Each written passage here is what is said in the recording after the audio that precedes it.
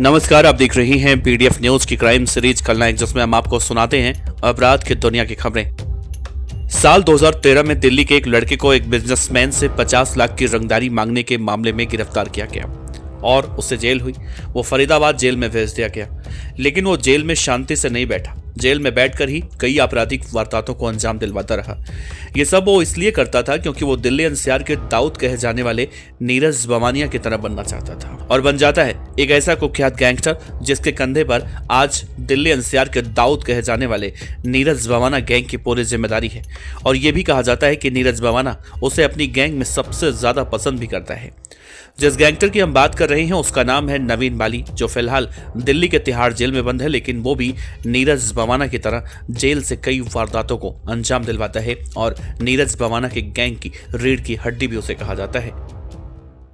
नवीन बाली नीरज बवाना के संपर्क में कैसे आया और गैंग में उसने इतनी जल्दी इतना बड़ा मुकाम कैसे हासिल किया, जबकि नीरज बवाना की गैंग में हजारों बदमाश हैं, इसके बावजूद भी वो नीरज बवाना का चहेता कैसे बना, आइए आपको विस्तार से बताते हैं नवीन बाली के बारे में।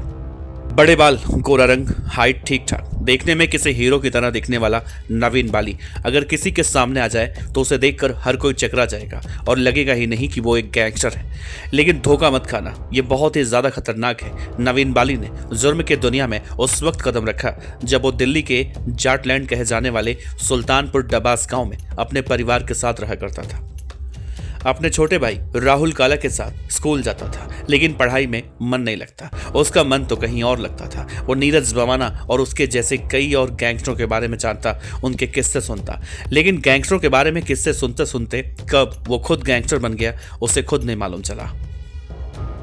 साल 2013 में गिरफ्तार होने के बाद नवीन बाली ने हरियाणा की फरीदाबाद जेल से एक ऐसे कांड को अंजाम देने के लिए प्लान बनाया जिसकी चर्चा उस वक्त सिर्फ दिल्ली में नहीं बल्कि पूरे देश में हुई। दरअसल नवीन बाली ने अपने एक विरोधी गैंग नीतू दाबोदिया के गैंग के एक बदमाश को मारने के लिए मास्टर प्लान बनाया, जिसके तहत उसने दिल्ली के रोहिणी कोर्ट में अपने गुर्गों को वकीलों की ड्रेस में फाइलों के बीच हथियार छिपाकर भेजा और उसकी गैंग के बदमाश गए, लेकिन पकड़े गए और पूछताछ में ये राज खुलकर सामने आया और मालूम चला कि नवीन बाली नीतू दाबोदिया गैंग के उस बदमाश जिसका नाम मनीष भोला था उसे इसलिए मरवाना चाहता था क्योंकि उसे डर था मनीष भोला उसके भाई राहुल काला, जो कि उस समय उसी जेल में बंद था जहां पर मनीष भोला बंद था, उसकी हत्या न करते। हालांकि ये राज सामने आने के बाद सभी बदमाश गिरफ्तार कर लिए गए।